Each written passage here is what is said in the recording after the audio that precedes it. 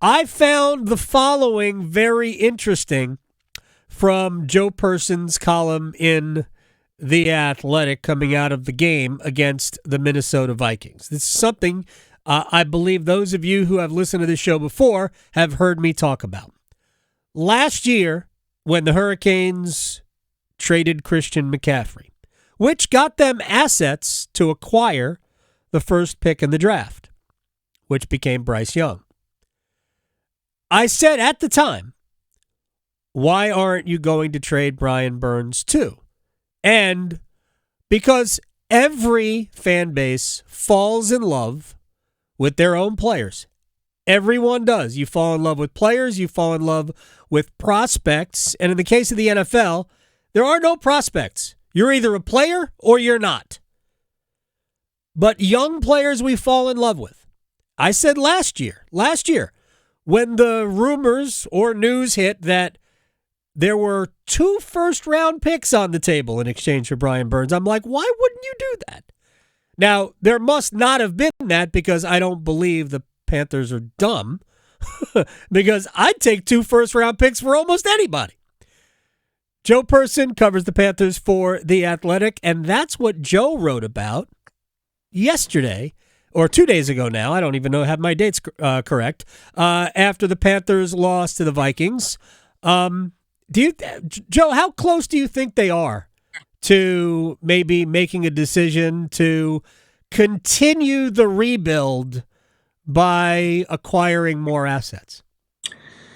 I think they got to be getting close. I mean, this is a team that looks like they're going to have a hard time winning more than maybe 3 or 4 games this year. Right. I don't think they're going to win any before the bye week in 2 weeks. So that gets them to 0-6. Then it begins the stretch of rookie quarterback derby where they have home games against Houston and C.J. Stroud, followed by Indianapolis and Anthony Richardson, right, and then the trade deadline. And so, I mean, I feel here's the thing: you and I can sit here and we feel like it's obvious if you can get half of what you were offered for Brian Burns last year, and including a first-round pick. If you can get, and it won't be, it's not going to be the number 1 or number 2 pick, which they would have had they kept it. But if you can get a first-round pick, I'm doing it. The problem is you've got somebody like David Tepper, who has never had a winning season since he bought the team from Jerry Richardson. Right. And he's not about, I mean, he wants to win. He wants to win now. But, I mean, you're 0-4. Like, at some point you gotta punt and move on. They're 0-4, and I don't know if you and I are aligned in what we see. I bet we probably are. I see an offensive line that they thought was better, but as it turns out, might not be. And I realize they're missing 2 interior pieces. Brady Christensen is hurt, and we're still waiting for Austin Corbett to come back. But now this is however many games into his NFL career, and I'm not entirely sure that Ickey Ekwonu is a championship caliber left tackle, that maybe he would be better suited to move inside, as a lot of scouts thought that he could be a great guard, but he might not be a good tackle if they have to figure out things like that. But the offensive line, Adam Thielen, bless his heart, was amazing against the Vikings, and he basically had no help. And I still don't. Is Hayden Hurst still there? Like, I see him on the field, but I don't see him doing anything on the field because he's really not involved, and the running game just hasn't been able to get on track. I just think they have so many things they need to address. Like, I don't even blame Bryce Young. Yeah, I don't even know where to start to unpack that. Let's start with Hayden Hurst. I mean, this is a guy that they paid pretty good money to, thinking that Frank Reich's offense has traditionally featured the tight ends. Hayden Hurst has a pretty good track record. Right. And he, other than week 1, he has been just missing in action, like nowhere to be found.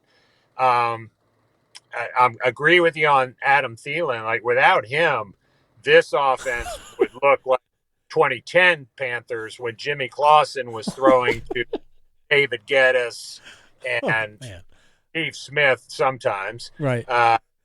Just a mess.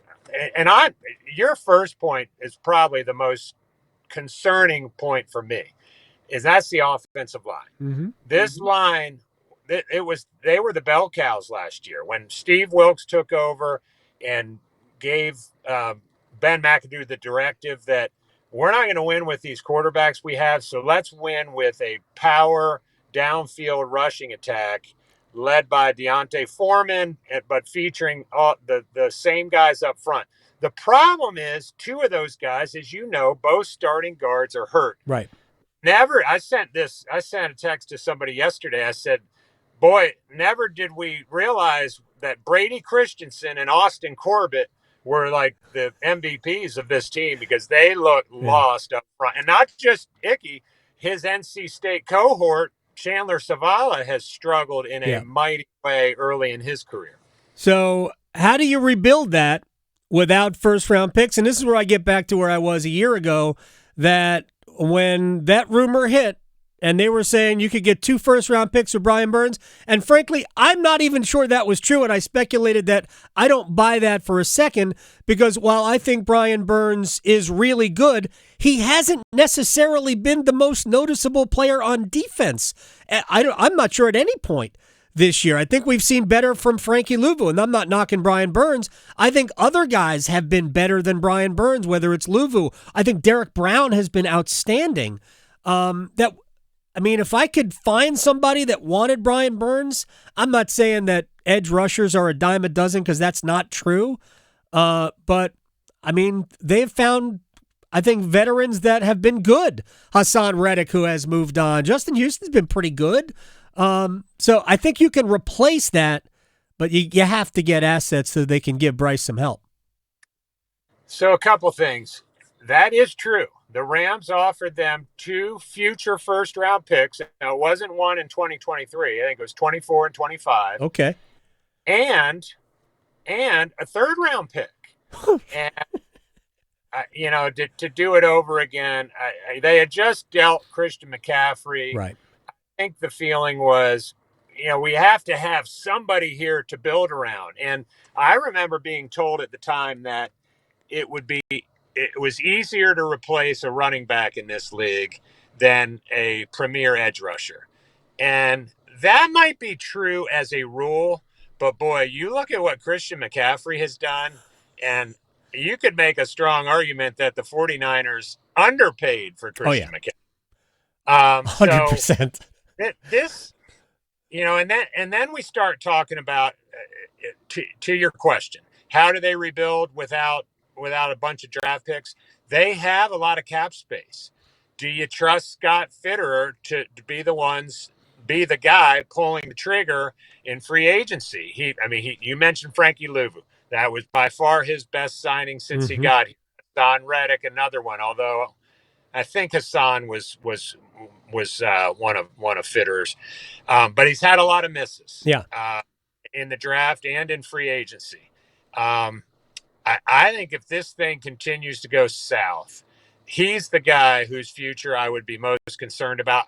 I think Frank Reich would be safe for at least a second year, but I don't know. If the wheels completely fall off of this, which they're already loose and rattling, then it could be a bloodbath for everybody. Yeah, and you mentioned the teams coming in after the bye week. Again, I am still Team Bryce. I am not dismayed that it hasn't looked good. I think he has been put in no position to succeed, which is kind of why I've talked about this before, although not with you, that I would advocate for letting Andy Dalton play some and letting Bryce watch a little bit so he doesn't get gun shy and so he doesn't get, exposed because the protection is so bad. But when C.J. Stroud, who's had a great start to the season, and Anthony Richardson, who's been all over the place but exciting and has made so many winning type plays, when those guys come in, it's just going to be more reason for the fan base to get restless. Those are going to be hard games to swallow if Bryce Young is outplayed by those two guys.